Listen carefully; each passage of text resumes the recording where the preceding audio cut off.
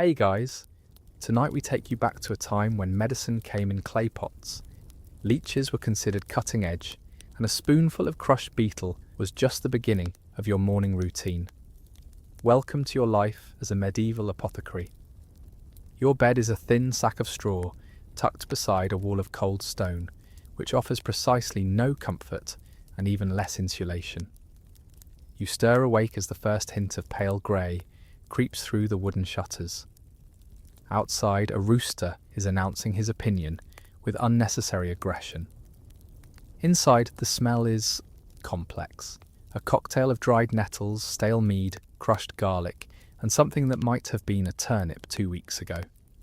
Your joints crack as you sit up. You slept beside your mortar and pestle again. There's thyme leaves stuck in your hair and a spoon of something sticky under your elbow. But it's morning, which means one thing: customers. Coughing ones, whining ones, occasionally ones who pay in eggs. So before you get comfy, if this rhythm speaks to you, let it show. Like, subscribe, and say hi in the comments. Now, lie back. Take a few deep, relaxing breaths. Imagine the scent of old parchment, dubious potions, and someone gently boiling moss nearby. Aromatherapy, 1347 style. You're in the right place. Let's ease into tonight's journey together. The first hour of your day is a slow dance with domestic disarray. You toss some cold, gelatinous porridge down your throat, yesterday's, reheated over a half-hearted flame. It tastes vaguely of sage and regret. You don't have time to cook properly. There's a cracked ceramic pot bubbling with something experimental. It might be a cough syrup. It might be a floor cleaner. You'll find out soon enough. A rat skitters across the rafters. You nod in greeting. It's probably been here longer than you. By trade, you're an apothecary. By reputation, it depends who's asking. To some, you're a miracle worker, the one who helped their mother survive winter with dried rose hips and warmed vinegar compresses. To others, you're a peddler of false hope and mouldy syrups. You're also rumoured to talk to your jars, which for the record, you do, but only the trustworthy ones. You run a tiny shop in a crooked alley off the market square, wedged between a coopery and a woman who sells dried fish that never quite stops smelling. Your shelves are a chaotic wonderland. Bundles of sage hang from the ceiling like tired bats. Jars of greenish oil glisten like pond water, and a sack of suspiciously clumpy flour leans in the corner. Every substance has a story. Some you even remember. One particular shelf is reserved for your maybe category. This includes a jar labelled dragon root with a faint question mark, a pouch of something bark-like that you traded for a smile and half a rumour, and a blackened paste you once scraped off the bottom of a travelling monk's shoes. He swore it cured headaches. He was also hallucinating bees at the time. Your first client of the day is Agnes, a weaver's wife with a persistent cough and a tendency to blame it on the moon. She asks for something that will soothe the lungs without making her burp lavender again. You nod solemnly and pretend you didn't hear that last part. You offer her a thick syrup of honey, fennel, and a touch of crushed anise. It's surprisingly effective, though historians still argue whether honey's medicinal benefits were understood or just enthusiastically hoped for. Next comes a shepherd with chilblains on his feet and a story about a sheep that might be possessed. You gently redirect him toward the healer up the road, who specialises in livestock and demonic influence. For his feet, you rub together a salve of warmed goose fat and comfrey, an herb now known to be potentially toxic in high doses. But back then it was the MVP of skin ailments. Then there's a child with an upset stomach. You reach for dried mint leaves, steeped in apple cider vinegar and sweetened with a drop of molasses. The child makes a face, but within minutes he's laughing again, pulling at the loose threads on your tunic. You ruffle his hair, careful not to knock over the bowl of crushed elm bark on your stool. That stuff took forever to dry without moulding. You're not just a healer, of course. You're a listener, a quiet keeper of town gossip disguised as medical consultation. You know who's pregnant before their husband does, who's been sneaking gooseberries from the priest's garden, and who's storing miraculous bones under their bed, just in case. Not everyone trusts you. The town's physician, trained in actual Latin and fond of leeches, looks down on you from his 2-story practice with a smugness only powdered wigs can produce. He once called your tonics rustic tea parties with side effects. You responded by sending him a thank you jar of elderberry cordial laced with exactly 1 dried peppercorn. He hasn't spoken to you since. Still, you have your defenders. Old Marta swears you cured her gout with a thistle poultice and a chant you made up on the spot. You don't have the heart to tell her the chant was just the names of your childhood goats. The day passes in coughs, clinks, and clouds of herbal steam. You feel tired but useful. You also smell like 10 separate plants and a hint of smoked eel, though that last bit may be from the fishmonger next door. You glance at your inventory list, scrawled on reused parchment. It's mostly drawings, herbs, and the occasional threatening note to yourself. Do not mix hemlock again. Duly noted. And as the sun begins to lean lower in the sky, you hear the knock that signals trouble. Sharp, rhythmic, and entirely too polite. Probably a noble, probably a rash, probably your problem. The door creaks open before you can even reach it. A breeze carries in the smells of horse, roasted chestnuts, and something faintly metallic, like armour polished more for show than for battle. You brace yourself. In steps Lady Evelyn, the town reeve's sister, trailing lace, opinions, and an expression like she smelled something both expensive and deeply disappointing. She lifts her chin and surveys your shop with the same delicacy she'd probably use to regard a compost heap. "I've brought my nephew," she says, stepping aside. A boy of about 12 shuffles in, face blotchy and nose running like a springtime brook. He's clearly been crying, though he's trying to hide it behind a red velvet sleeve. You see immediately what the issue is: inflamed tonsils, a fever, and what your grandmother used to call too much attention and not enough onions. You gesture him to the stool. Evelyn doesn't sit, of course she doesn't, but hovers like a disapproving spectre, wrinkling her nose at your rosemary bundles. You crush some dried elderflower and mix it with warm goat's milk and a thread of honey. The boy sips it reluctantly, while you distract him with a story about a knight who accidentally healed a village by sneezing into a bag of wild thyme. It's mostly true, depending on your definition of healed.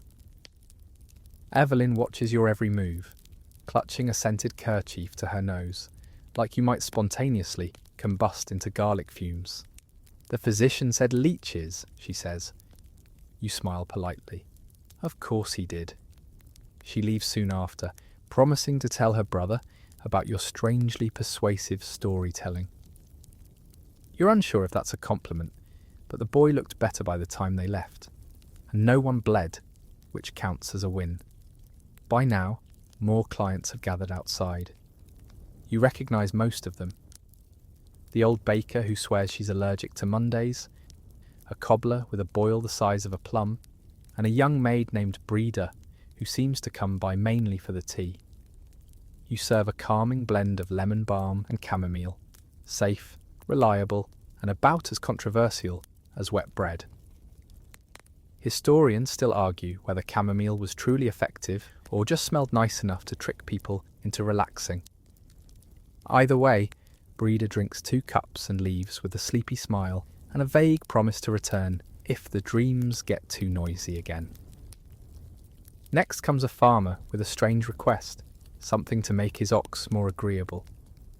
You offer him a mix of valerian root and dried apple peel for the ox, probably. He doesn't clarify. You don't ask.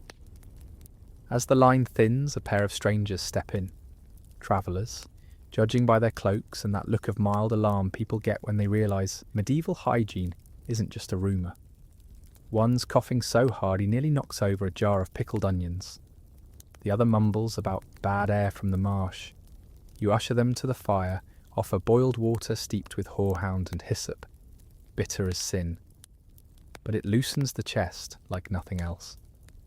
Horehound was a go-to herb for respiratory troubles, though even then, apothecaries debated whether its benefits came from its properties or just how miserable it made you feel. Misery does keep you humble. You learn they're merchants, passing through with wares that include bolts of wool, dubious dried figs, and a small carved saint that looks more like a startled piglet.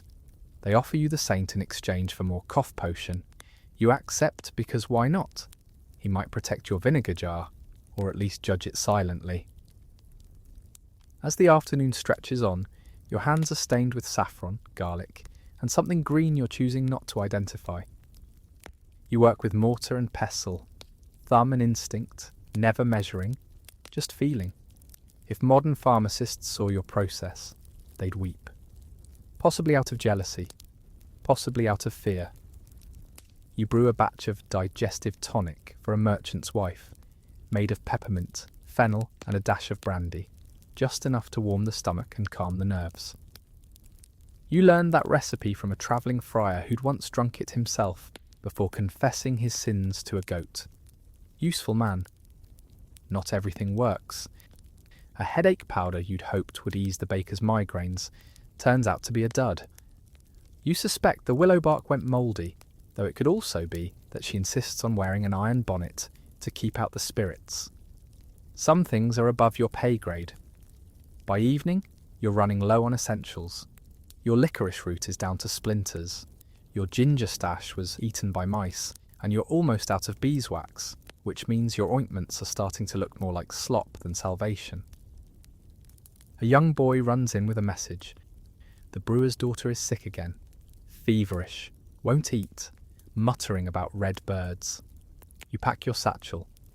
Dried raspberry leaves, feverfew, and a small bag of lavender for comfort. You tuck in a sprig of wormwood just in case.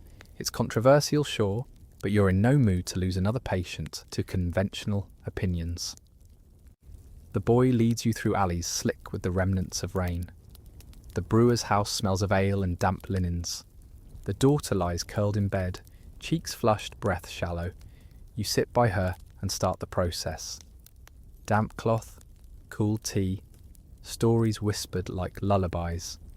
You don't know if she'll recover. You never do. But you're here. As you walk back to your shop, your satchel lighter, your boots heavier, a few townsfolk nod your way. It's not gratitude, not quite, but it's not suspicion either. Somewhere in between, and that's all right. You step back inside, light a candle with fingers stained orange from turmeric, and sigh. The work never ends. The smells never fade. The rats never leave. But the cough's quiet. The tea warms. The boy with the tonsils stopped crying. So maybe, just maybe, you're doing something right. The candlelight flickers against the dusty jars as you prepare for what you call the late shift, a parade of peculiar complaints, whispered requests, and herbal guesswork disguised as confidence.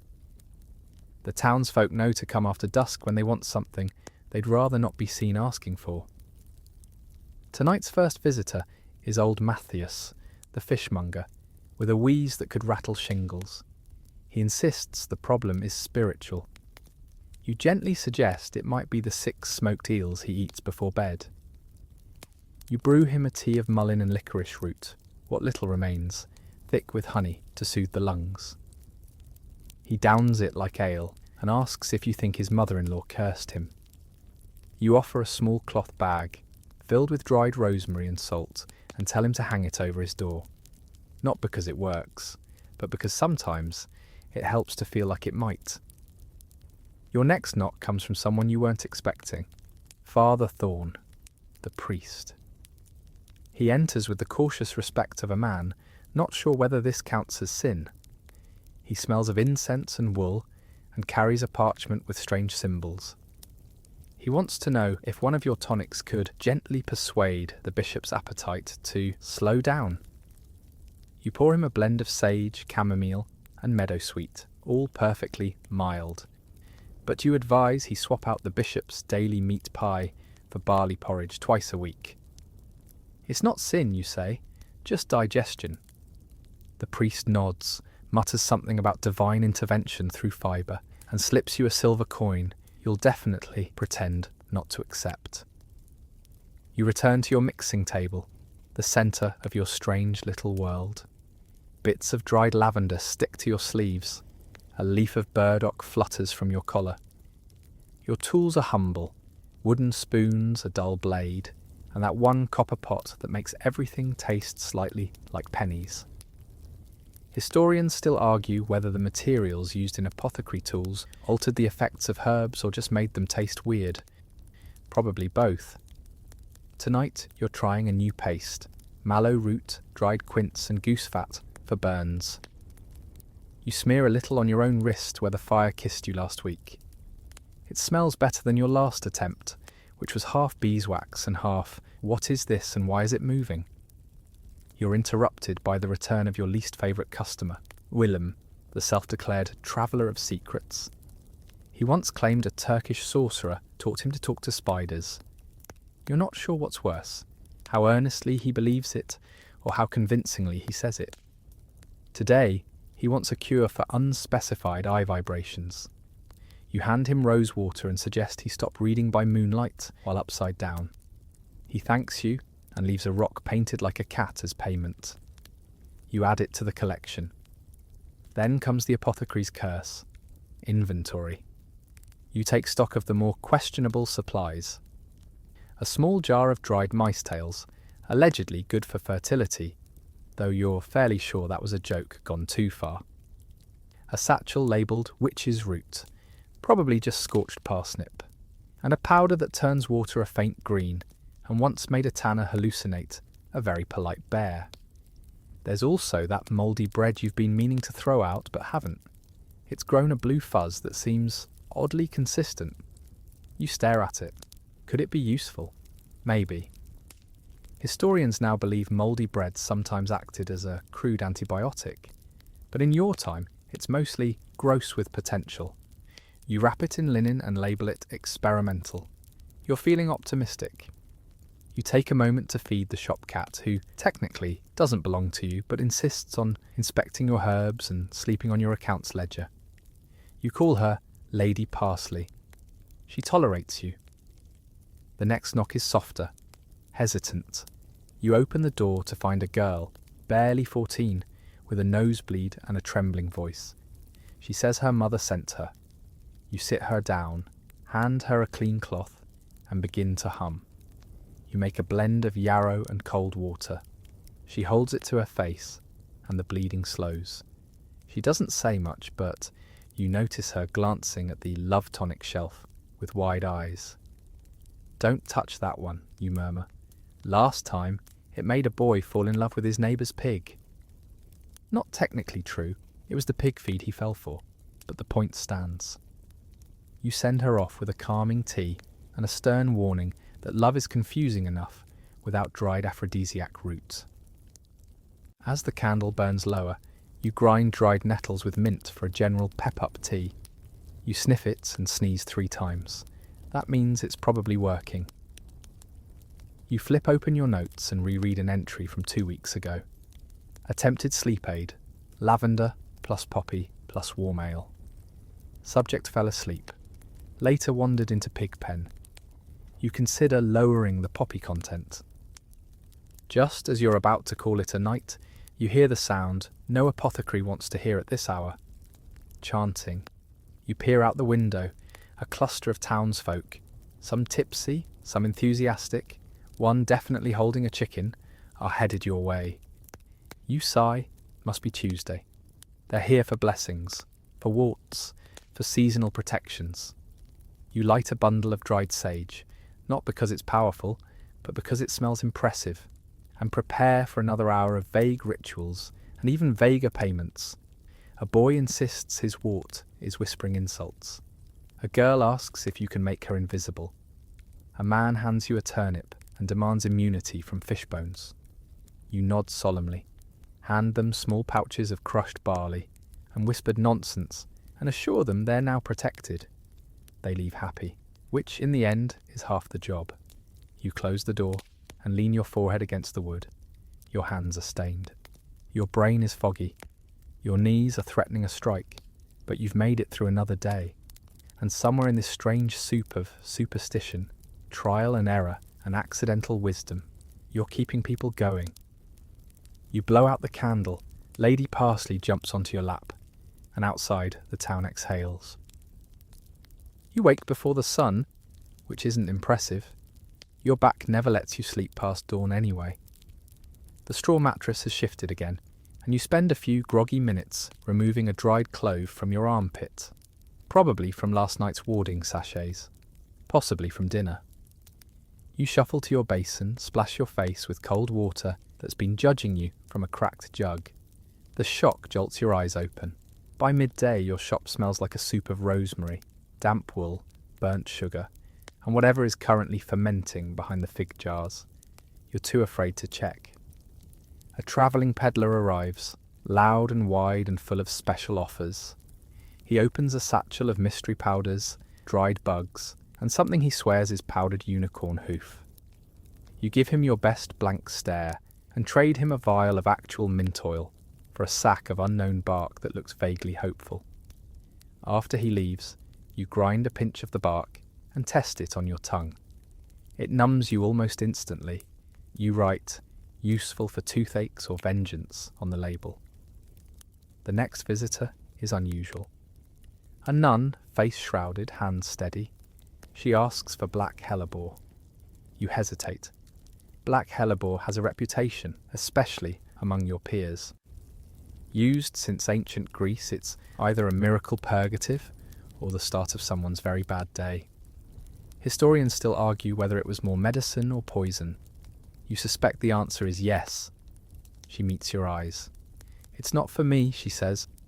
You give her a tiny pouch, warn her thrice. She thanks you, slips a coin under a jar of marjoram, and disappears.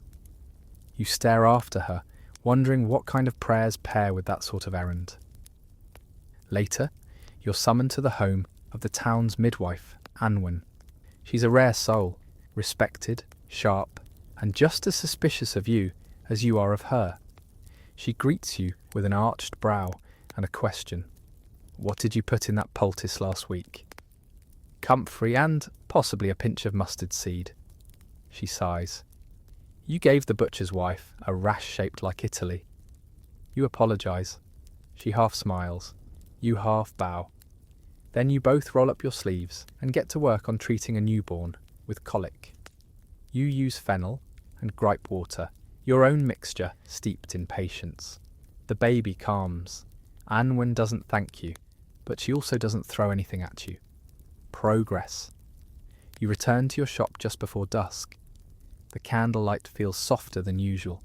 The jars friendlier. A young boy brings you a bundle of herbs from his grandmother's garden.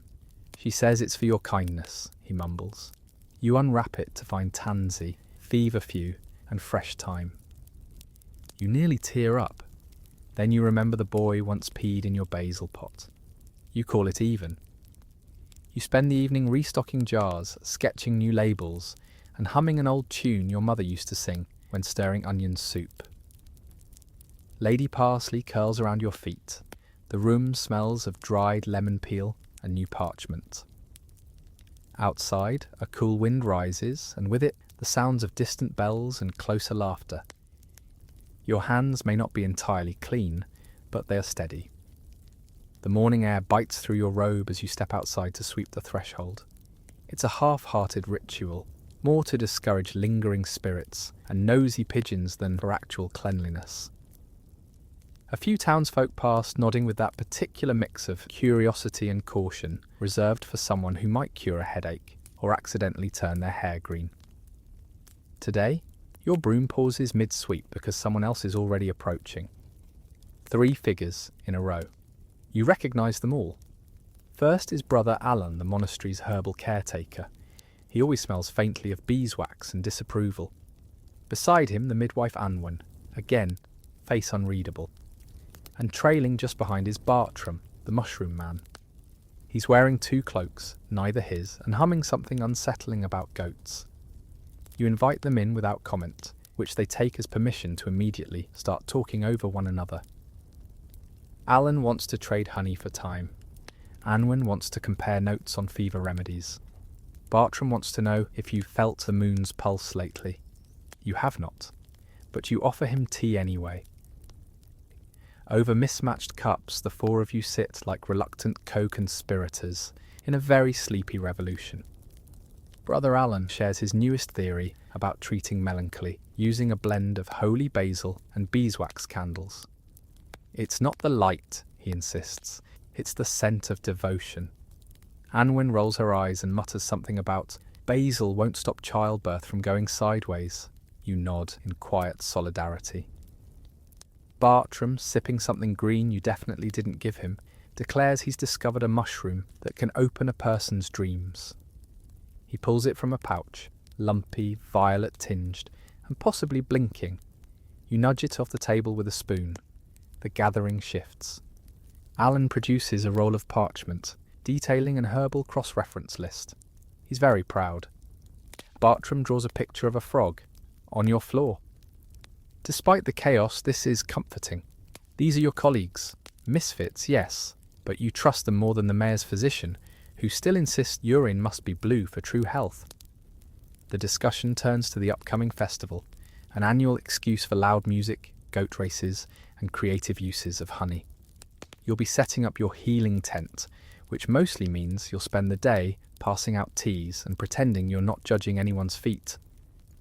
There's also concern about a new trader in town, someone selling instant cures in glass vials sealed with wax and charm.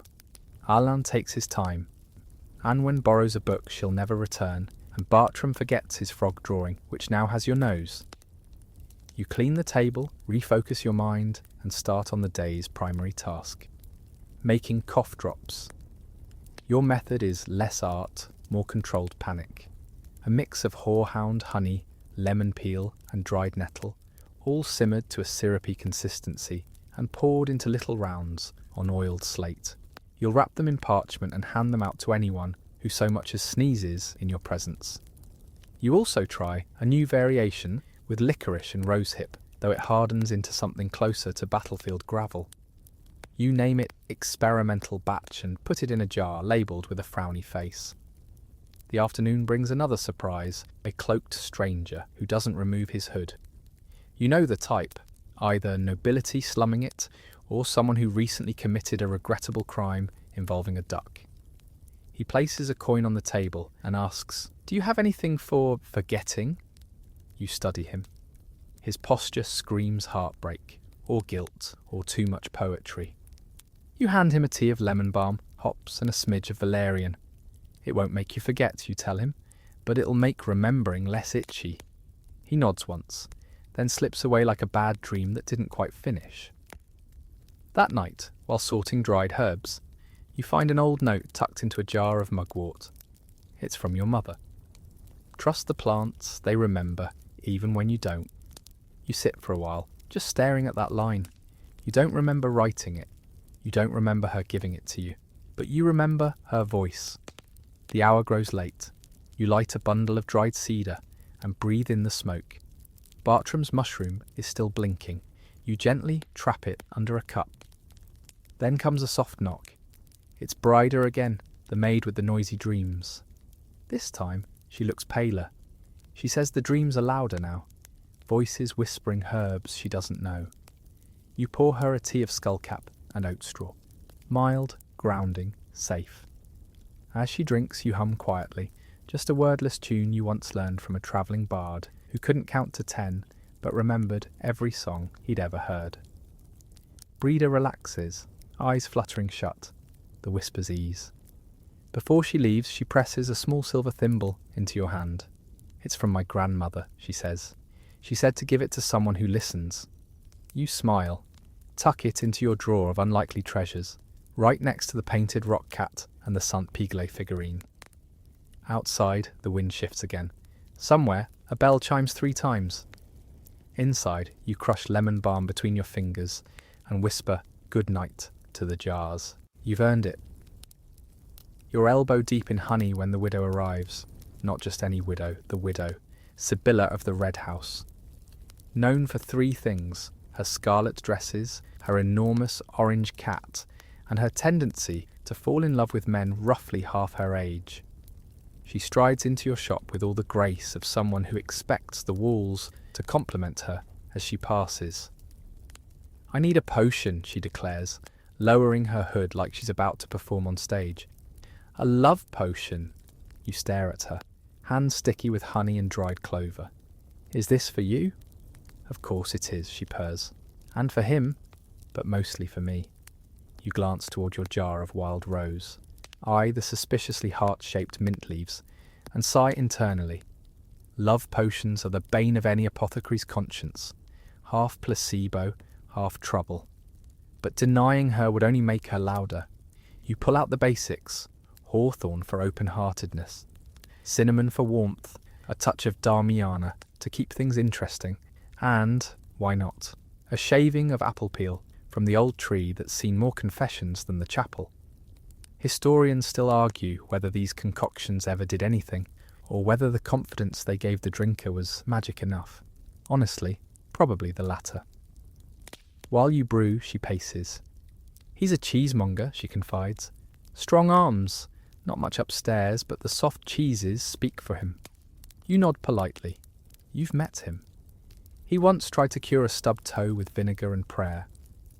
The potion simmers into a golden syrup, warm and fragrant. You bottle it, tie it with red thread, and hand it to her with a warning. "This won't force anything. It just encourages." She winks. "So do I." She pays you in coin and a recipe for honeyed pears you might actually try someday. She leaves in a swish of velvet and feline judgment. You clean up and return to your inventory, only to find Lady Parsley, the cat not the herb, licking the love potion bottle. You sigh and brace for the worst. For the next week, she'll flirt shamelessly with the broom. Shortly after Sibylla's departure, you're visited by someone even stranger, old Father Edric. Not a priest, not a monk, just a man who walks the fields, muttering scripture and folk songs in equal measure. He brings with him a bundle of blessed weeds and an odd request. "I need something to make dreams louder." You frown. "Louder?" They whisper too soft. "I want to hear them." You're tempted to say no, but curiosity wins. You assemble a brew with mugwort, blue lotus, and a pinch of poppy seed, enough to loosen the mind's hinges without unhinging the man completely. "Drink this before sleep," you say, and maybe keep a quill nearby. He thanks you with a song about frogs you'll never forget, and a half-eaten onion. You consider both a gift. Later, a page from the mayor arrives with a formal summons. You groan. Her ladyship requests your expertise in matters of fragrance. You'd rather pluck your own nose hairs with tongs, but fine. You arrive at the manor an hour later, cloak damp with mist. Lady Beatrix greets you with the air of someone expecting to be disappointed. She gestures to a table cluttered with spices, petals, and citrus peels. "Make me something that smells of sophistication." You blink. "Do you mean something floral, woodsy, medicinal?" She waves a hand. "Make it smell important." You sigh and begin. You grind dried lavender, mix with crushed juniper, a thread of sage and, on impulse, a single drop of musk from the little tin you almost never touch. It's subtle, rich, and slightly unsettling, like a well-kept secret. She dabs it on her wrist, sniffs, and arches a brow. "It smells like judgment," you nod. "Perfect for dinner parties."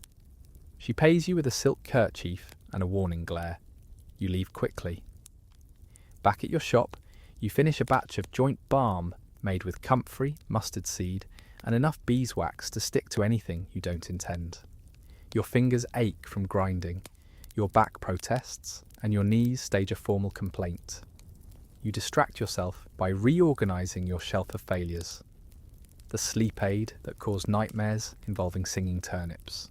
The tooth elixir that turned gums temporarily green. The bottle labelled simply, "Nope." You're still rubbing something sticky from your sleeve when young Thomas bursts in, out of breath. "It worked," he yells. You blink. "What did?" "The potion from last week for my nerves." You rack your brain. Ah yes, lemon balm, valerian, and a tiny dose of carver root. Not enough to knock a bird over, but enough to quiet a shaky lad. I kissed her, he beams. She didn't run. You offer him a congratulatory tea and try not to feel ancient. As the day fades, the shop settles. You light a candle, you hum a bit, you wipe honey from the counter. Then you find your old notebook, frayed, tea-stained, stuffed with dreams and dried petals. You flip to a dog-eared page, potion for honest affection. 1 part laughter, 1 part rosemary, 1 part timing. You smile. You don't remember writing it, but it sounds right. And as night creeps in, you bottle what remains of the love potion batch, scribble a warning label, and tuck it behind your safer brews. You'll probably need it again. Love, after all, is one of your best sellers. You're slicing onions with one hand and crushing garlic with the other when Oswin, the town blacksmith, limps into your shop with a look of total betrayal. You said the salve would help my leg, he grumbles, lifting his tunic just enough to reveal a slightly redder version of his usual red skin. It did help, you reply. It just didn't agree with your pants. He grunts, sits and glares at your table like it personally offended him. You mix him a new balm, comfrey root, arnica, and just a trace of goose grease. Not because it's necessary, because it amuses you. You wrap it in linen and instruct him to use it like you'd season a stubborn pig. He doesn't laugh. You do. Then comes Maud, the spinster with 12 cats and a personality like lukewarm cabbage. She slaps a tiny jar on your counter. This made my scalp tingle. You raise a brow. Positively or ominously. I'm not sure yet. You promise to adjust the formula, probably reduce the mustard seed, which in hindsight might have been over-enthusiastic. As she leaves, she warns you. My cats did not approve. Noted. The day continues with a series of peculiar requests. One woman wants a powder to make her husband stop snoring. Another man asks if nettle tea can help his mother-in-law vanish into the fog. You pretend not to hear that part. But the strangest case comes in around midday. A teenager with hair like straw, arms covered in hives, and a sheep tethered to his waist. I think I'm allergic, he says. To her. You stare at the sheep. She stares back. You prepare a salve of calendula, honey, and a bit of oatmeal. You also suggest perhaps giving the sheep a bit more personal space. As he leaves, he whispers, "Don't tell my father. He thinks it's character building." You nod gravely. Your secret is as safe as this goat cheese in my drawer. It is not safe. You forgot it was there. The drawer might sue. Later, you pause to rest your feet and sip some cold chamomile tea. You can barely taste it anymore. You've sampled everything on your shelves so often that your tongue is immune to half the known herbs of the region. You're just about to lie down on your favourite pile of sacks when you hear it. The unmistakable clatter of armour. Knights. 2 of them, to be precise, ducking through your low doorway like confused silver crabs. They remove their helmets with a puff of sweat and self-importance. "We require a cleansing bath," one announces. "Inside, now." You blink. "Of what variety?" They exchange glances. "We are afflicted, a sort of prickling, around the—" You hold up a hand. No need to finish that sentence. Turns out their idea of a cleansing bath involves boiling vinegar, crushed garlic, and enough salt to cure a ham. You've actually done this before, for monks mostly. But this batch will need extra punch. You set to work, muttering as you add bay leaves, dried sage, and a sprig of marjoram. Not because it helps, but because it smells slightly less awful when heated.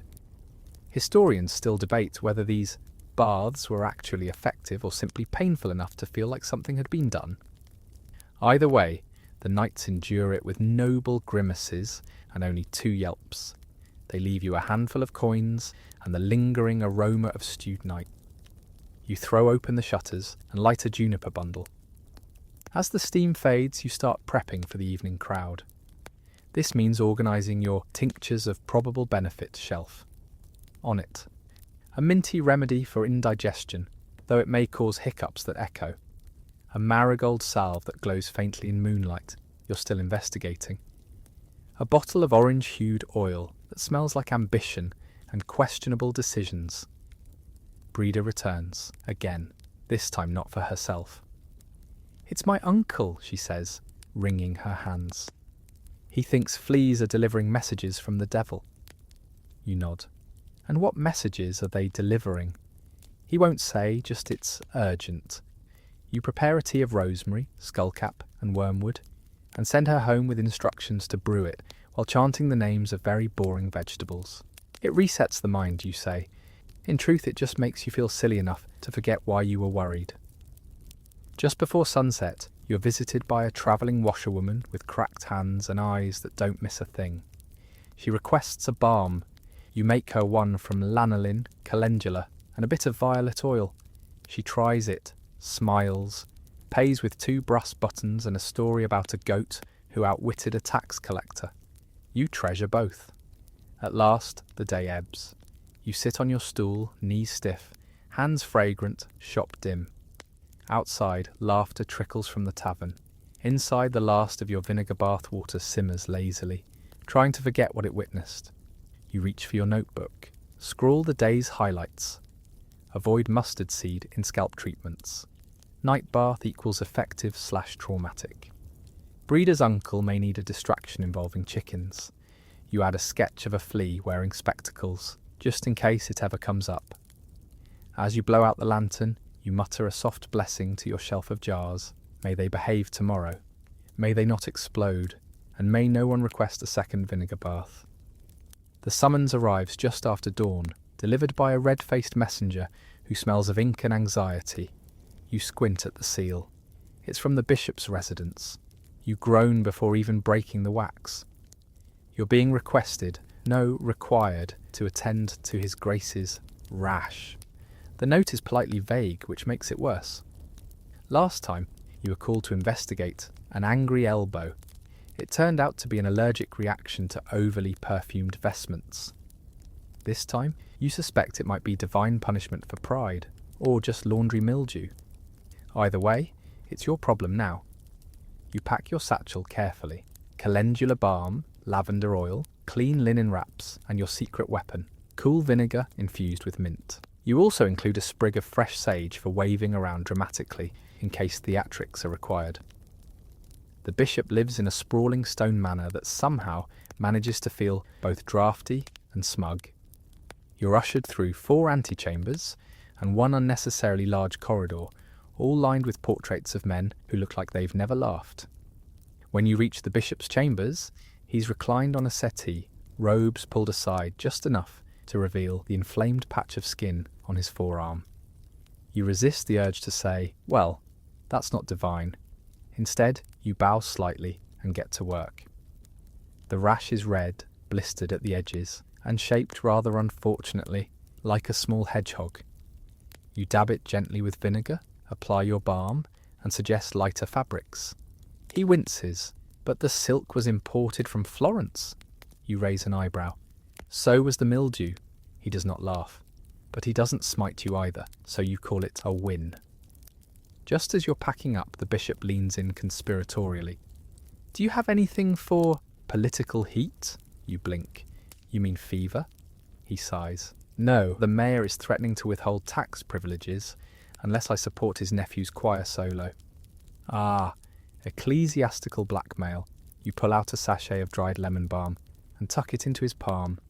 "Keep this under your pillow," you whisper, "and perhaps suggest a duet." He nods solemnly, as if you've just given him a secret weapon. You exit quickly before he starts quoting scripture again. Back in your shop, you unpack and wash your hands. Twice. The rash balm has a lingering scent that might haunt your dreams. You're barely seated before your next visitor arrives. It's Ivo the Cooper, who speaks in riddles and always smells like cider. Today he brings a chicken. "She's cursed," he says. "She stopped laying and started watching." You stare at the bird. It stares back, hard. You brew a calming tea for Ivo, something with valerian and hops, and suggest he try giving the chicken more shade and fewer apples soaked in ale. He leaves looking only slightly convinced. You keep the chicken, for observation, and also because she terrifies you. Later that morning, a gaggle of noblewomen appear, all in matching cloaks. They inform you they're preparing for a garden banquet and need assistance with 3 things: graceful digestion, flawless skin, conversation starters. You manage to not laugh, barely. You assemble dainty bottles for each request. For digestion, fennel and peppermint oil. For skin, rose water and chamomile compresses. And for conversation, you give them small sachets filled with dried orange peel and lavender. These smell like secrets, you tell them. Pass them around and everyone will lean closer. They are delighted. One of them drops a ring in your tip jar. You pretend not to notice that it's plastic. After they leave, you finally find time to sit and review your experimental shelf.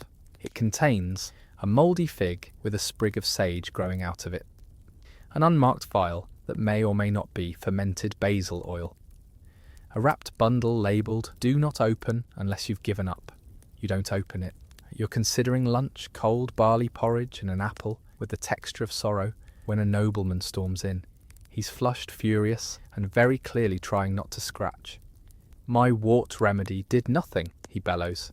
"If anything, it multiplied them." You sigh. He's the one who insisted on the blessed by a goat version. You calmly reapply your actual remedy: vinegar, crushed garlic, and duct tape if you lived in the future.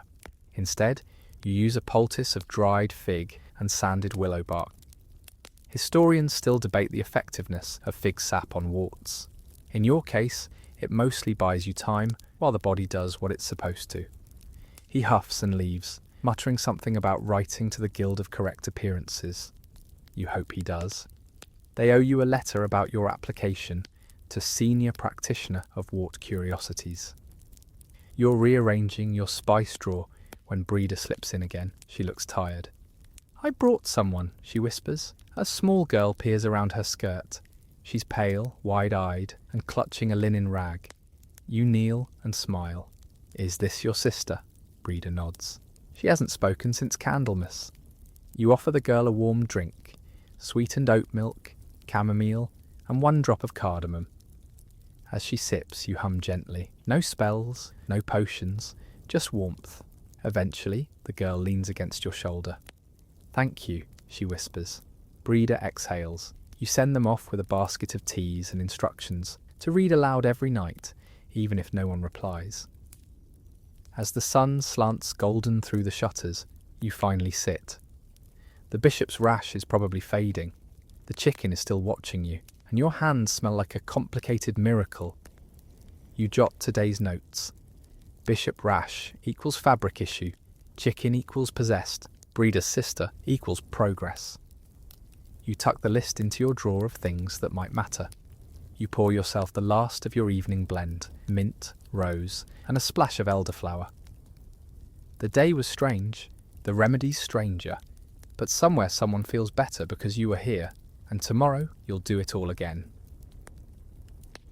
It's just past dawn, and you're sorting dried yarrow into little cloth sachets when a hooded figure claws at your door. You brace yourself. Possibly a merchant, possibly a bat in a cloak. You open the door. It's neither. It's Gerwald. You groan. Gerwald is a minor noble who once tried to bribe you into making a potion to increase his aura of mystery. You gave him a blend of bay leaf and burnt sage that made him smell like roasted stew. He swore it worked.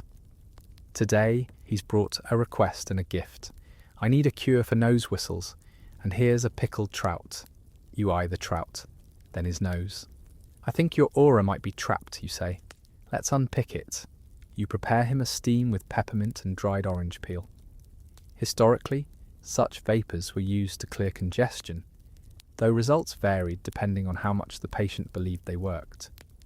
You have Gerwald breathe deeply over the pot. He declares he can now hear colours. The trout goes into the bin. You're merciful, not desperate. As Gerwald leaves, the town bell rings twice. A signal. Market day. You tidy your satchel, count your clean jars, 7. Your nearly clean jars, 24, and your definitely don't open these jars, 6, and head toward the square. The market is already humming with the particular chaos of people pretending not to eavesdrop. Children race under carts, dogs bark at suspicious radishes, and a man is loudly claiming his goose can read scripture. You set up your usual stall, simple wooden table, a cloth embroidered with vaguely herbal patterns, and your display of soothing remedies and practical wonders. It's less dramatic than the man next to you who's selling eel balm with serpent blessings, but it's more effective. Your first customer is a merchant's wife with a clicking elbow. You give her a liniment of arnica and marjoram. She asks if it will also fix her husband's clicking tongue. You smile and give her 2 bottles. Next comes a woman in a veil who refuses to speak. She taps her chest, shakes her head. You pour her a decoction of hawthorn and linden. She nods, leaves a coin, and disappears into the crowd like mist. Then comes little Willa, whose freckles multiply every week. She wants something to help me jump farther than my brothers. You hand her a pouch of dried thyme and whisper, "Only if you leap before thinking." She grins and skips away. You hear her yelling about magic within seconds. As the day warms, your stall grows busy. People come for teas, for tinctures, for the gentle reassurance that someone has something in a bottle that might help. You don't lie, but you do let them believe. A man with a suspiciously clean tunic asks for something to help him lie convincingly. You give him sage syrup and tell him it helps the tongue remember stories. He seems satisfied. You feel vaguely guilty, only vaguely. Just after noon, you notice a commotion near the end of the square. A new vendor has arrived. Ah, him. The miracle elixir man, dressed in a crimson coat 2 decades out of style, and wielding a smile so polished it might blind birds. He's selling golden bottles of something that smells like fennel and betrayal. You watch as he makes impossible claims: longer life, smoother skin, immunity to heartbreak. A few townsfolk gather, listening. You consider confronting him. You also consider tripping over a cabbage near his table. Instead, you approach quietly, buy a bottle, and examine it back at your stall.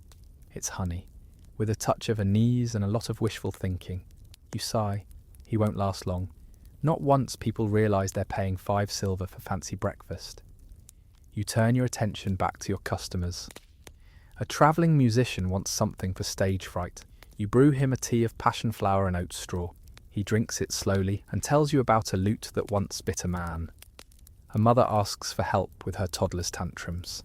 You offer her chamomile and a second bag labelled "For You," filled with lemon balm and silence. A boy wants a potion to make his goat sing. You give him licorice root and a wink. The market slows as the sun slants. You begin packing up, hands sore, heart strangely full. Just as you're tying your satchel shut, a young girl approaches with a nervous look. She opens her hand. Inside is a single feather, streaked with gold. "My brother said if I find this, I should give it to someone who knows what to do." You blink. Take the feather gently. "I'll keep it safe," you say. She nods and runs off. You don't know what it means, not yet, but it feels important. You close your stall and head home, feather tucked into your sleeve. The shop is quiet when you return. Lady Parsley yawns from the window. The chicken is asleep on your ledger. You let her stay. You hang your cloak, wash your hands, and jot down the day's notes. Elixir man equals charlatan. Golden feather equals 3 question marks. Willa's brothers should be worried. You light a candle, pour a cup of rosehip tea, and settle into your chair. Outside, laughter fades. Inside, the herbs whisper. You did good work today, even if half your customers were seeking miracles, and the other half brought poultry. You're enjoying a rare moment of calm, steeping nettle tea for your own aching joints when disaster strikes. You reach for your prized bundle of dried tansy, only to find the jar empty. You check the backup jar, also empty. You check under the shelves, nothing but dust and something that might have once been a raisin. You even sniff the cat. no tansy. Then it hits you. Basil, your rival. Technically, his name is Bartholomew, but you call him Basil because he once tried to grow basil in winter using fermented pig's breath and claimed it was an ancient Greek method. He's pompous, smug, wears pointy shoes, and worst of all, people like him. You wrap yourself in your cloak and storm out, muttering under your breath.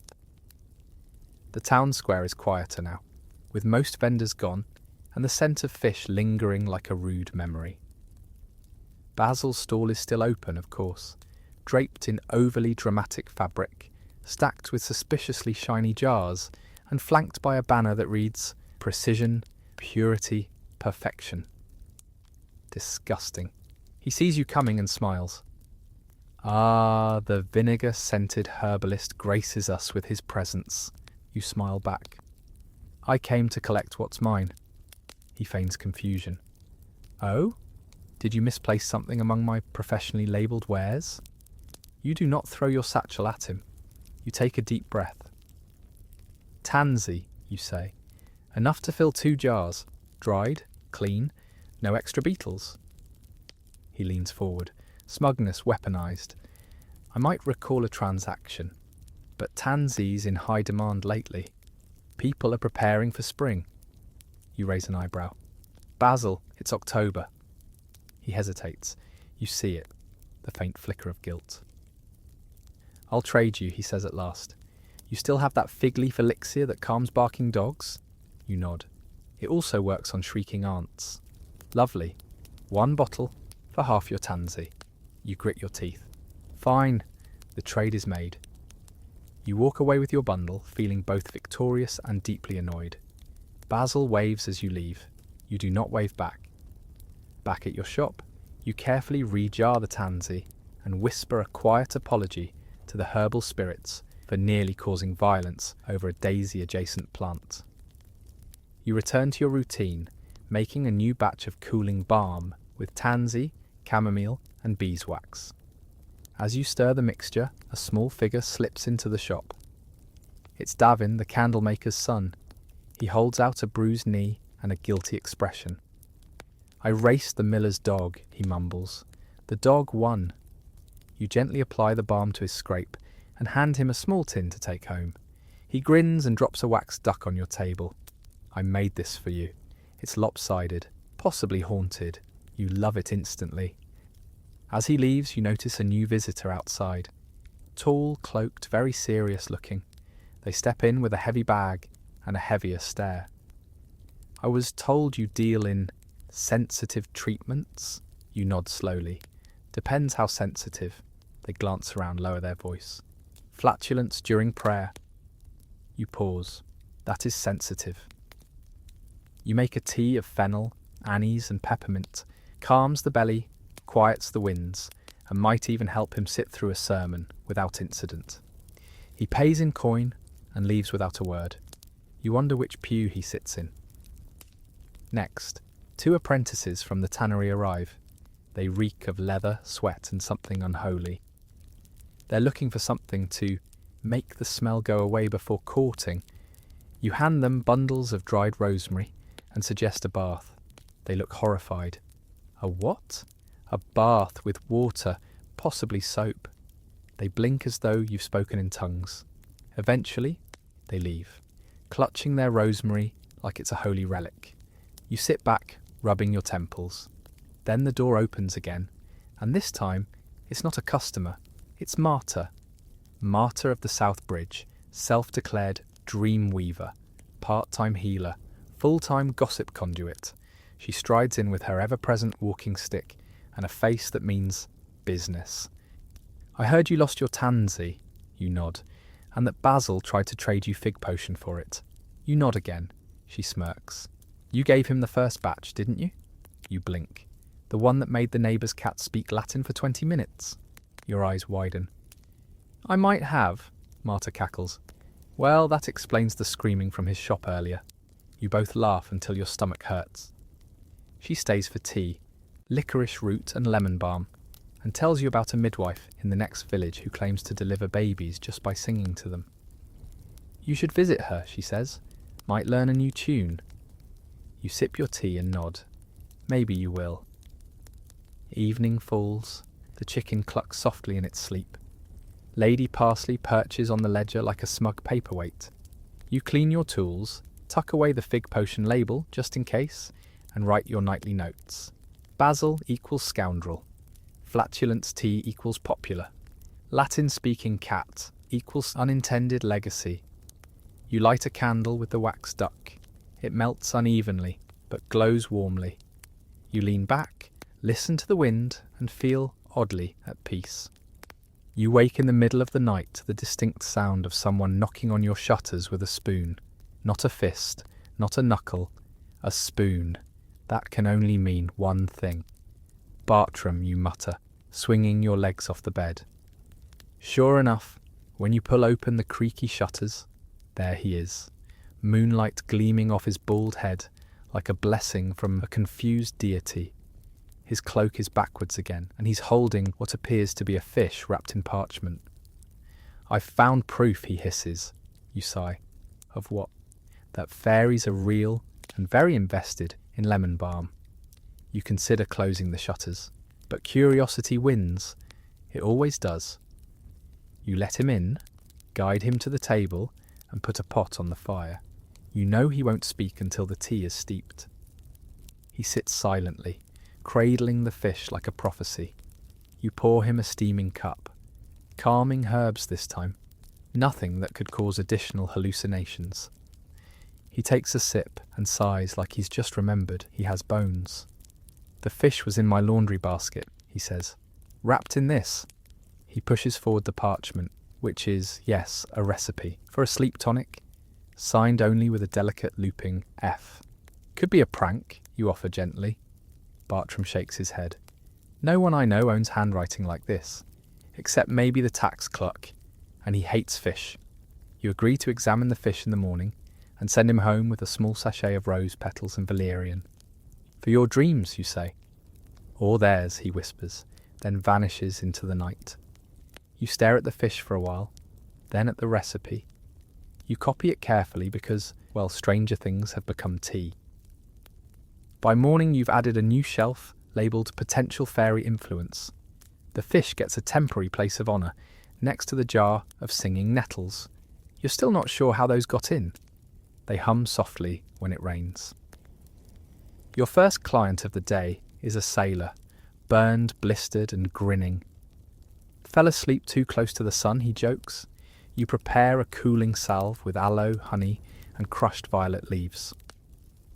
While it simmers, he tells you tales of storms and sea ghosts, of birds that speak riddles and water that hums at night. He claims to have once met a mermaid who gave him a toothache remedy. You don't believe him, but you note it down, just in case. He leaves behind a silver earring and a story about a whale with a priest's voice. You place both next to the fish. The afternoon brings more familiar faces. The miller's wife for her aching back, the butcher's apprentice with a cut that won't quite heal, the schoolmaster who insists he's been cursed by boredom. For the schoolmaster, you brew a particularly aromatic tea, thyme, lemon verbena and a dash of dried orange peel. Drink this and try teaching outside, you suggest. Nature is very educational.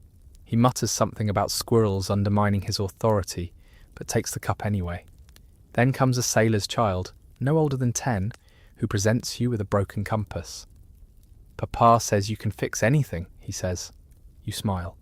I don't fix tools, you reply, but I can make it point somewhere else. You sprinkle the compass with dried rosemary and a drop of lavender oil. It doesn't fix the needle, but it does make the child laugh. You consider that a greater victory. As evening sets in, you light the lamps. The shop smells of crushed citrus, warm herbs, and a faint hint of whatever Bartram left behind. You finally have time to sit and write. Fairy fish puzzling, sailor tales, poetic exaggeration, possibly true, compass child, future explorer. You take a last sip of tea and glance around. The jars are all accounted for. The chicken has relocated to your bed. Lady Parsley is curled beside the stove. and outside the wind hums gently through the shutters. You feel tired, yes, but it's a good kind of tired, the kind earned by helping, listening, healing, not always perfectly, but earnestly. You close your eyes and whisper, "May tomorrow be just odd enough to be interesting." But you don't sleep yet. Not quite. There's still something under your nails. Yarrow, maybe. And the smell of fennel clings to your sleeves like a memory you can't quite place. You move around the shop slowly, your steps soft against the wooden floor, the glow of candlelight catching the edge of old scrolls and cracked jars. You tidy the bench, rewind some string, reseal a jar of peppermint that's been misbehaving. Then you notice something odd. The fish has moved. Not much. Just enough to suggest either it was never dead or it's been repurposed by something with a sense of humour. You gently nudge it back and place a tiny sprig of thyme on top. A peace offering. Moments later, another knock. This time, it's not Bartram. It's the courier boy, wide-eyed and breathless. "There's someone in the square," he says. "They're asking for you, but they won't give a name." You sigh, pull on your cloak, and follow him into the night. In the square stands a tall woman wrapped in a hooded shawl woven from midnight and rain. She holds a book with no title and speaks in a voice that sounds like dusk. "I hear you know the language of bruises and breath," she says. You pause. "I speak many dialects." She opens the book. Inside is a drawing, your shop, from the outside, dated 2 weeks ago. "I've been watching," she says. "You heal more than bodies. You don't ask how, you don't ask why." She reaches into her satchel and hands you something wrapped in oilcloth. Inside, a bar of soap, the colour of riverstones, scented faintly with elderflower and something older. "For when the forgetting becomes too heavy," she says. Then she's gone. Just like that. You return home, heart buzzing, hands cold. You unwrap the soap again. Smell it. Consider crying. Choose tea instead. You place the soap on your shelf beside the thimble, the spoon, the wax duck, and the compass that no longer works. Your altar of quiet truths. You light another candle, write in your notes. Fish equals moved. Mysterious soap. Possible charm, possible kindness. Tomorrow, uncertain. You look out the window, the sky stretching towards sleep. Somewhere, an owl hoots. Somewhere else, Bartram probably argues with his teapot. And here, in this crooked, cosy space filled with herbs and hums and half-truths, you take a deep breath. You are tired, but not done. And tomorrow, whatever it brings, you'll face it with mint on your fingers and stories in your pocket. You wake to find your door already open. That's never a good sign. Your hands reach instinctively for the long-handled spoon tucked near the hearth. Not for defence, but for scolding. No thief would risk your wrath over a poorly labelled tincture of bee balm and regret. Sure enough, it's not a thief. It's Oswin, the blacksmith, standing in your shop doorway, looking like he wrestled a furnace in his sleep and lost. He's holding a basket. It smells sweet. "I made you something," he says gruffly, "to say thanks for the leg balm and the tea, and for not laughing when I screamed about the squirrels in my walls." You gesture him inside and peek under the cloth. Sticky buns, still warm. "You made these?" He shrugs. "With some help from Marta and her niece, and possibly her niece's goat." You nod in solemn appreciation. "Perfect." Oswin sets the basket down. "They're best eaten warm, and before noon, and maybe with cider, but not after soup." That made Marta's cousin feel strange. You promise to follow those extremely specific instructions. After he leaves, you sit by the window, bun in hand, and watch the light stretch itself lazily across the rooftops. The shop is still. Quiet. You almost feel like a normal person. Then you take a bite of the bun, and immediately detect a faint but distinct hint of chamomile? You take another bite. Yes, definitely chamomile. Possibly cloves, and something that might be thyme. These are herbal buns. You've created a monster. The day begins properly with a knock from the tanner's wife. She's developed a strange rash from something in her new leather apron. You gently break the news that tanning does not mean safe for skin, and mix her a cooling lotion of calendula, chickweed, and oat milk. Next is a baker's son with a persistent cough that vanishes the moment you ask him to describe it. You send him home with a peppermint lozenge and a note for his mother. No more sneaking flour from the back room. It's mouldy. By mid-morning the shop is full. 3 villagers in need of ointments, a goose that won't stop sneezing, and a travelling minstrel with mood-related elbow sensitivity. You apply balm to the goose's beak, give the minstrel lemon verbena for his nerves, and try not to think about what you're going to do once your licorice root runs out. Outside, the sun is climbing and the wind is warm. You drag your stool to the doorway and watch the village flow past. Children running errands, women hanging laundry, a carpenter arguing with a squirrel. You're beginning to think the squirrel might be winning. Then you spot him, Basil, again, strolling past in his ridiculous embroidered cloak, carrying a wooden box stamped Elixirs and Elation. You glare, he winks. You make a note to possibly enchant his next purchase with persistent hiccups. Back inside, a young woman enters, cheeks flushed. "I need something for courage," she says. You raise an eyebrow. "A duel, a speech, a confession." She blushes deeper. "A conversation." You nod and prepare her your best bravery blend. Lemon balm, oat straw, and the faintest thread of wild rose. She leaves clutching the bottle like a lifeline. Shortly after, Breda arrives again. You should start charging her rent. "She won't come inside," she whispers. "Who?" Breda gestures to the alley. You peer out. A tall, hunched figure stands just beyond the threshold, cloaked, silent, watching. You exhale and step outside. She doesn't speak, but holds out a small pouch of dried lavender and fennel seeds. In return, you place in her hand a vial of poppy syrup, low dose, wrapped in prayer string. She nods once, then disappears. Breda shrugs. "She saved my brother from drowning once. Never talks, but she always knows." You believe it.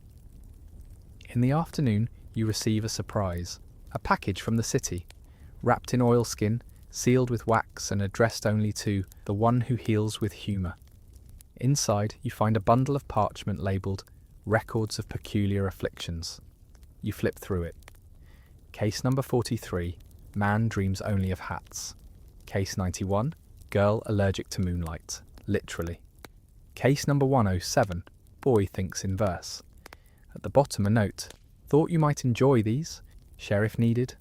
The world's more curious than we think. You tuck the pages into your shelf of inspiration, right next to the half-finished sketch of Lady Parsley in a crown. Just before evening, you're called to the chapel. The priest is worried. The choir boys are convinced that the candles are whispering. You suspect either draughts or poor acoustics, but you burn sage and hyssop anyway, just to be sure. As you leave, one of the boys pulls your sleeve. "Did you make the stars smell different last night?" You blink. "Not on purpose." He smiles. "Good, I liked it." Back home, you find a note tucked under your door. "Thank you for the goat breath tea. It saved my marriage. Please don't ask. Anonymous." You don't. You light a lamp. The chicken is perched on a shelf again. Lady Parsley has stolen your sleeping pillow. The shop is soft with dusk. You record your day. Courage blend equals successful. Squirrel war ongoing. Moon allergy. Follow-up required. You brew a final cup of tea. Lavender, honey, a hint of rosemary. For yourself. It's been a long day. A strange day. A day stitched together by bruises, buns, bravery, and Bartram somehow. You sit by the window as the stars rise. Somewhere, someone is sleeping easier because of something you brewed. And maybe, just maybe, those candles in the chapel were whispering, just not in a language anyone's ready to hear yet. You don't get to ease into this morning. It kicks down your door with a clatter and a shriek. Well, figuratively. The actual sound is a panicked teen crashing into your herb shelf and shouting, "She drank the wrong bottle." "Who drank what?" "My sister. She thought it was the syrup for sleep. It was the other one. The yellow one." You go cold. The yellow one is your digestive tonic, harmless in small doses, but it contains horseradish, bitter orange peel, and a splash of vinegar so sharp it could etch glass. You grab your bag, throw a few antidote herbs inside, marshmallow root for soothing, crushed fennel seed, slippery elm, and follow him at a sprint. By the time you arrive, his sister is lying on a sofa, looking mildly betrayed by her own stomach. She's not unconscious, thank all the saints, but she's curled around a pillow and muttering, "Why does it taste like rage?" You brew a quick infusion with marshmallow root and a pinch of crushed apple blossom. Not for sedation, just to ease the rebellion in her gut. She sips slowly. Her face shifts from alarm to suspicion to something resembling peace. "You'll be fine," you tell her gently, "though your stomach may never forgive you." She croaks. "I'd rather eat moss." "You've clearly never eaten moss properly prepared." She laughs, then burps loudly. You declare her healed. Back in the shop, you rearrange your bottles so the yellow one no longer lives next to anything sleep-related. You consider labelling it with a drawing of a screaming turnip. Soon after, you're visited by the beekeeper's apprentice, a sweet girl with a sting on her cheek and beeswax in her hair. She looks sheepish. "I kissed the hive." You give her a compress made with jewelweed and cold rosewater. The sting fades. The embarrassment, that will take longer. Then comes a travelling historian, trailed by scrolls and dust. He's collecting oral cures from villages with strong herbal traditions. You brew him a cup of hawthorn and dried fig, something warming but not overused, and let him browse your notebooks. He spends an hour copying your note titled, "What Not to Mix," unless you're alone and curious. Before he leaves, he tells you a story about an ancient queen who cured her lover's headaches with carved amber and foot massages. You write that down. By midday, you're visited by a miller's daughter with a rash across her arms. You don't ask what she touched, you just reach for comfrey and violet leaf infused in almond oil. A mild mixture, but reliable. "Will it scar?" she asks. "Only your pride," you say. "But we can soften that with a mint poultice." She leaves smiling. After her, things get odd. A man arrives holding a potato. "I need this healed." You squint. "Sir, that's a tuber. It rolled from the shelf. I think it's cursed." You hand him a sprig of sage and tell him to bury the potato under moonlight. He thanks you like you've lifted a curse. You worry slightly about what happens when he eats it. Later, a widow brings her dog for emotional support. Her emotional support. The dog looks fine, she doesn't. You make her a tea of roasted barley, dried cherries, and orange blossom, comforting, heart-stirring, and free of the usual suspects. She cries. You let her. She leaves a pressed flower and a whispered, "Thank you." You tuck the flower into your ledger, next to the golden feather above the fish. As twilight approaches, you sit to revise a few recipes, especially that cursed yellow syrup, and pause to smell the air. It's peppery today, with hints of rosemary and ash. Maybe the wind carried something from Basil's shop. The apprentice from the village school stops by. She wants something to help students pay attention without tasting like foot. You understand the struggle. You mix a blend of dried pear skin, cinnamon bark, and a crushed wild cherry leaf. Bright, mildly sweet, and memory supportive. She samples a spoonful and nods. Tastes like logic and recess. You consider trademarking that. You're tidying when you find a note on your bench. It reads, "You gave me silence when my mind was loud. I gave you this." There's no signature. But beneath the note is a tiny vial. Inside, dried blue petals you don't recognize. You run your fingers over the glass. The petals are light as air and shimmer faintly. Magical? Maybe. Useful? Possibly. Dangerous? Always. You place the vial on your investigate later shelf, right between the jar of ambiguous grey powder and the spoon that whistles. Outside, the wind picks up. You hear laughter, clanking mugs, a lute badly tuned. Inside, the fire crackles softly. Lady Parsley climbs onto your lap like you were born to be sat upon. You write, Petal mystery? Examine under full moon? Elbow sensitivity? Resolved, don't store potions alphabetically ever again. You sip the last of your evening brew, dried blackberry leaves and fig skin, and sigh.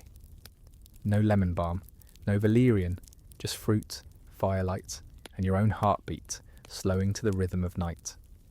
Another day survived, another handful of lives made lighter. You're still not sure what the blue petals do, but you'll find out, eventually. And until then, they can sit quietly on the shelf, like so many things here, waiting their turn. Morning begins with ink-stained fingers and a knock from someone you hope to avoid for at least another week. The mayor's cousin. Jervis. Tall, angular, with a nose that points like it's leading a charge, and the temperament of an overboiled cabbage. I've come for a renewal of my mental fortitude tonic, he declares. You remember the last one. A subtle infusion of sage, rosemary, and dried pear bark, intended to sharpen his memory and temper his tendency to lecture chickens. You motion for him to sit. He stands. I've also noticed increased fatigue and, how do I put this, mental static. Have you altered the formulation? You assure him the only alteration was swapping in dried grape leaf when you ran out of the pear bark. He reacts as if you've proposed mixing mead with sewage. Unacceptable. You prepare a fresh batch while he circles your shop, like an inspector general of nonsense, tapping jars and muttering about protocol. As you pass him the vial, you toss in a bonus pouch of dried marjoram and tell him it's a cerebral buffer. He nods like he understands, which you find adorable. Once he leaves, you actually sit, for 3 full minutes. Then a woman storms in holding a shoe. I want to speak to the herbs, she says. You pause. Pardon? She waves the shoe. I left this by my bed. The next morning I dreamed I was a carrot. Was it a bad dream? She narrows her eyes. I woke up craving soil. You walk to your drawer of incidentals and retrieve a small pouch of dried daisy root and blackcurrant leaf. Brew this with water from the east-facing well. Then burn your old socks. Why? To confuse the dreams. They get bored and wander off. She nods solemnly and pays in buttons. The day continues, as expected. A shepherd wants help, reminding his goats which side of the field is theirs. You give him dried mugwort and tell him to whistle 3 notes before dawn. He leaves humming. Mid-afternoon, a pair of musicians arrive. One's lost her voice, the other claims to be haunted by a melody that follows her between villages. You brew a syrup of pine resin and stewed quince, thick and amber sweet, to coat the throat. For the haunted melody, you suggest wrapping a silk thread around her wrist and humming back. Songs are like birds, you explain. Sometimes they just want to be noticed. They leave quieter but smiling. Just before dusk, you open your door to a scent you haven't smelled in years, frankincense and salt. Standing there is a weather-worn traveller in faded red robes. His beard is threaded with golden wire, and a scar dances across one cheek like a crooked smile.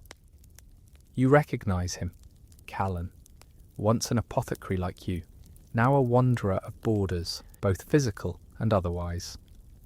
I heard your name whispered by a merchant in Ilia, he says.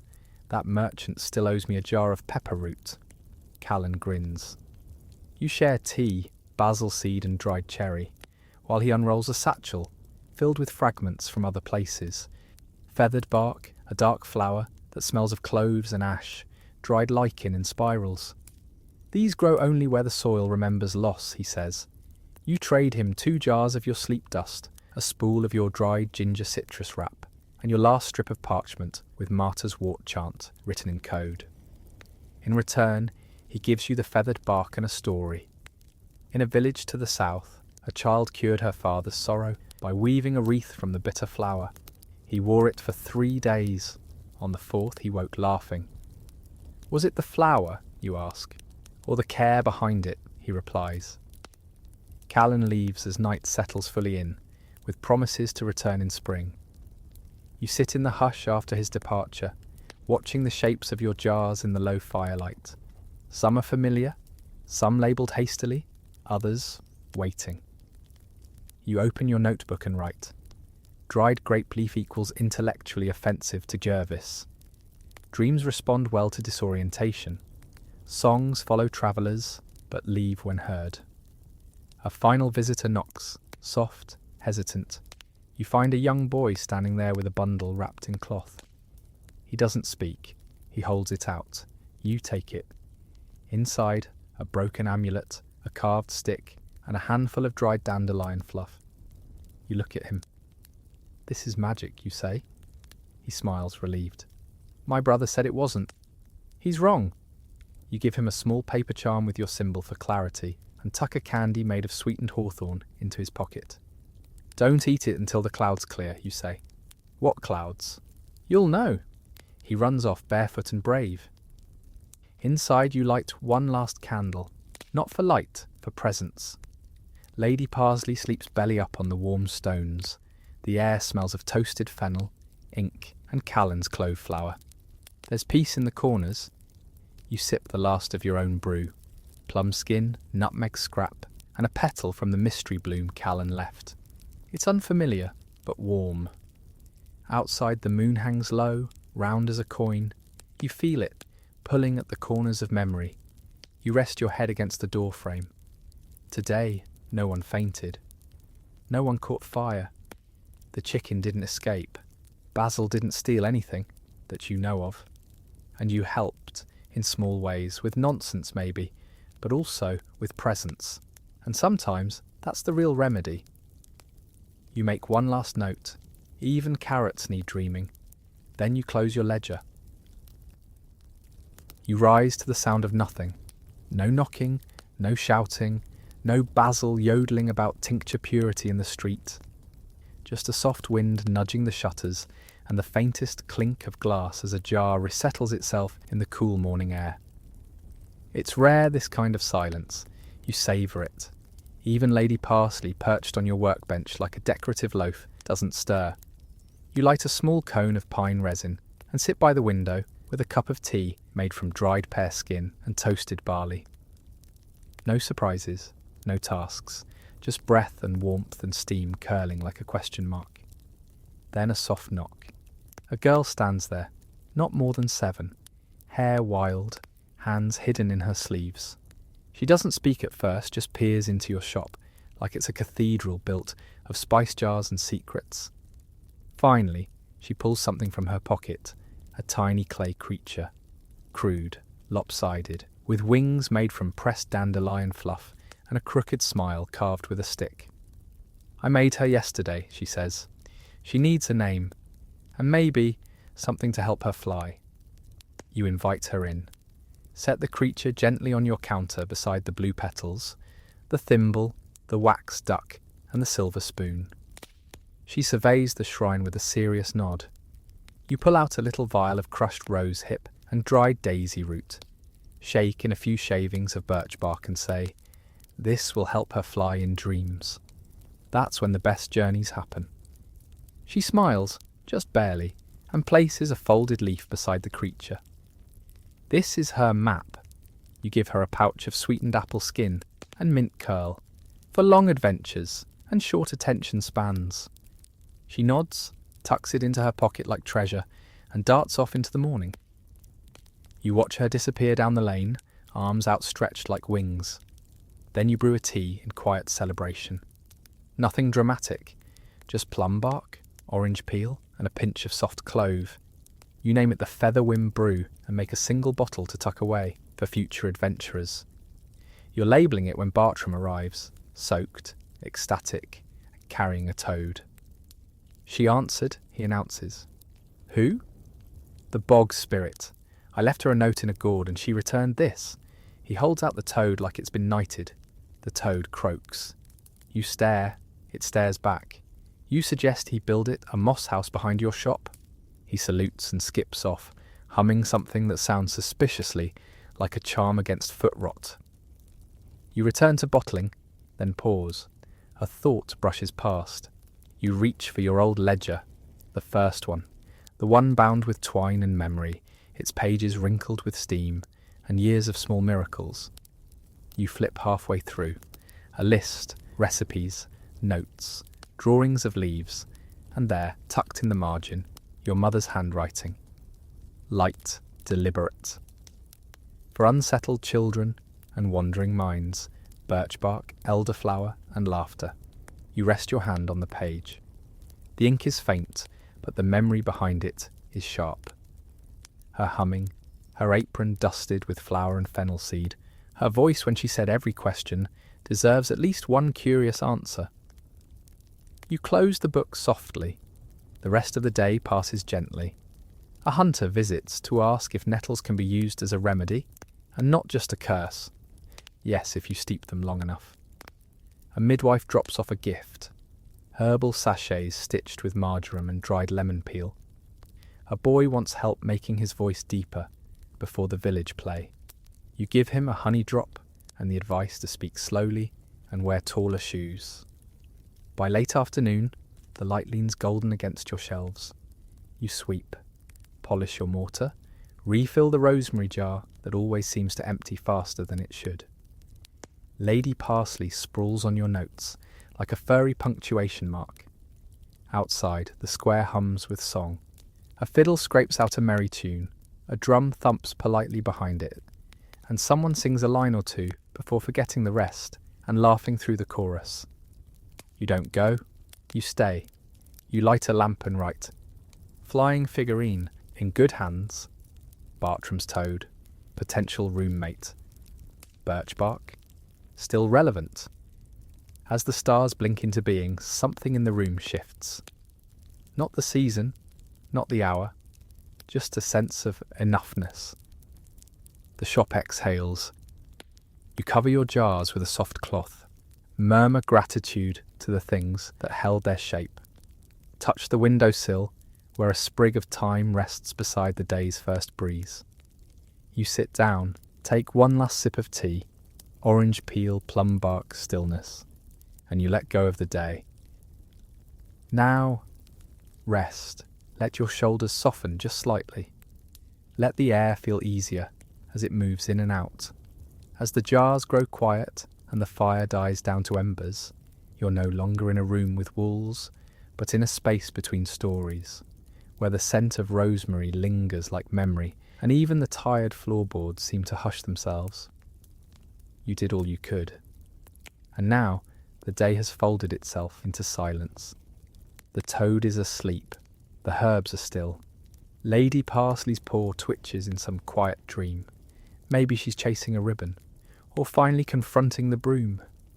There is nothing left to do. The work is over.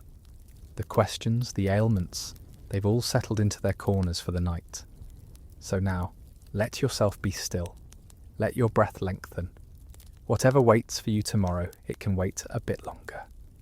Let the warm weight of rest gather in your limbs. Somewhere, a jar sighs with spice. A window creaks, and the world keeps spinning, slow and gentle. Sleep, apothecary, sleep.